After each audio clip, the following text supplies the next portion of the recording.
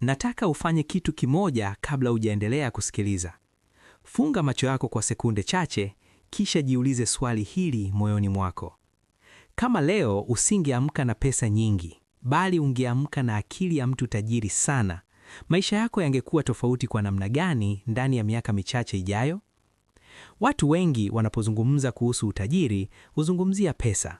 Wanazungumzia nyumba, magari, mavazi na maisha ya kuonekana. Lakini ukweli ambao haupendwi kusemwa wazi ni kwamba pesa ni matokeo, sio chanzo.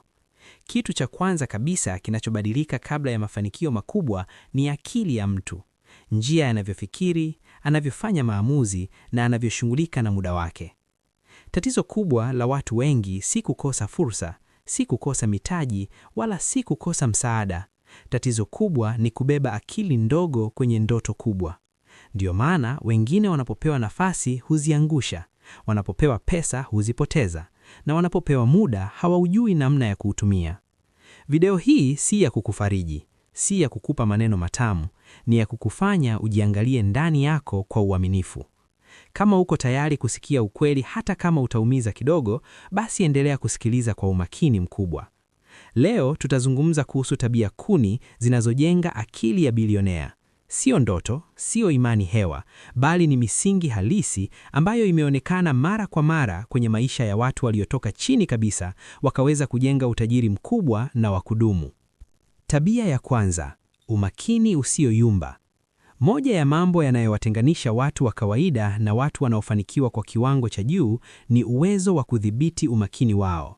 Watu wengi wanaishi maisha yao wakiwa wanavutwa kila upande. Mawazo yao yapo kila mahali. Akili yao haina kitu kimoja inachokishikilia kwa uzito. Akili ya bilionea haifanyi kazi kwa namna hiyo. Yeye anaelewa kwamba umakini ni rasilimali adimu sana. Kila kitu kinachochukua umakini wake bila mpango kinapunguza uwezo wake wa kujenga kitu kikubwa. Ndiyo maana anajifunza kusema hapana kwa mambo mengi ili aweze kusema ndio kwa jambo moja muhimu. Umakini usioyumba unamaanisha kuwa na uwezo wa kuacha vitu vinavyokupa raha ya muda mfupi kwa ajili ya matokeo ya muda mrefu. Unamaanisha kuchagua kazi muhimu hata kama haina sifa, hata kama hakuna anayekupongeza, hata kama matokeo yake hayataonekana leo wala kesho. Watu wengi hushindwa si kwa sababu hawajui wanachotaka, bali kwa sababu hawakai nacho kwa muda wa kutosha. Akili ya bilionea inajifunza kukaa kwenye jambo moja, kulielewa kwa kina, kulifanyia kazi kila siku, hata pale linapoonekana kama halisongi. Ndipo nguvu halisi ya umakini ilipo. Tabia ya pili, fikra za muda mrefu. Watu wengi wanaishi maisha yao wakifikiria wiki ijayo, mwezi ujao, au mwisho wa mwaka huu. Maamuzi yao mengi yanaongozwa na matokeo ya haraka. Wanachagua kilicho rahisi leo hata kama kitawagharimu kesho. Akili ya bilionea inafanya kazi kwa mizani tofauti kabisa. Yeye hajiulizi tu atapata nini leo, bali anajiuliza atakuwa wapi baada ya miaka mingi. Anajua kuwa maamuzi madogo anayoyafanya leo yanaweza kubadilisha kabisa mwelekeo wa maisha yake ya baadaye. Fikra za muda mrefu zinahitaji subra kubwa, zinahitaji uvumilivu wa kuendelea hata pale hakuna matokeo ya haraka. Ndiyo maana watu wengi hawawezi kuzimiliki. Wanachoka mapema, wanakata tamaa njiani, wanabadilisha mwelekeo kila wakati. Lakini bilionea anaelewa jambo moja muhimu sana. Muda utapita bila kujali unafanya nini. Swali sio kama muda utapita. Swali ni kama utakapopita utakuwa umejenga nini? Ndiyo maana anachagua maamuzi yanayomjenga yeye wa baadaye, hata kama yanamnyima raha ya sasa. Tabia ya tatu, kujifunza kila siku. Akili ya bilionea haijitoshelezi. Haijioni imefika. Haijiamini kupita kiasi cha kuacha kujifunza. Kila siku ana kiu ya kujua zaidi, kuelewa zaidi na kuboresha kile alichokijua jana. Kujifunza kwake hakufanywi kwa ajili ya vyeti wala sifa. Anakifanya kwa sababu anaelewa kwamba dunia hubadilika kila wakati na mtu asiyebadilika kiakili huachwa nyuma haraka sana. Anajifunza kutokana na vitabu, watu, uzoefu na hata makosa yake mwenyewe. Watu wengi wanapopata kipato kidogo huacha kujifunza. Wanajiona wamefanikiwa vya kutosha. Lakini watu waliotengeneza mafanikio makubwa huongeza juhudi zaidi za kujifunza. Wanajua pesa zinaweza kupotea, lakini uelewa haupotei. Akili inayojifunza kila siku baki hai, kali na tayari kwa fursa mpya. Akili inayosimama huanza kudhoofika hata kama mmiliki wake ana pesa kwa muda. Tabia ya 4: kuchukua hatari kwa hesabu. Bilionea si mtu wa kubahatisha, lakini pia si mtumwa wa hofu. Anaelewa kuwa maisha bila hatari ni maisha yasiyo na ukuaji. Tofauti yake na watu wengi ni hatari anazochukua huwa zimepimwa kwa umakini. Watu wengi wanaogopa kuanza kwa sababu wanaogopa kushindwa, lakini hawatambui kuwa kubaki pale pale nako ni hatari kubwa zaidi. Bilionea anapokutana na hofu haikimbii. Anakaa chini, anachambua, anauliza maswali sahihi, kisha anachukua hatua. Anaelewa kuwa kushindwa sio mwisho, bali ni sehemu ya mprokaso. Kila jaribio linampa taarifa mpya. Kila makosa linamfundisha kitu ambacho asingejua bila kujaribu. Ndiyo maana anaendelea kusonga mbele wakati wengine wamesimama. Tabia ya 5: nidhamu kali. Moja ya siri kubwa ambazo hazipendwi kusikika ni kwamba watu waliofanikiwa sana hawategemei motivation. Motivation huja na kuondoka. Hisia hubadilika, lakini nidhamu hubaki.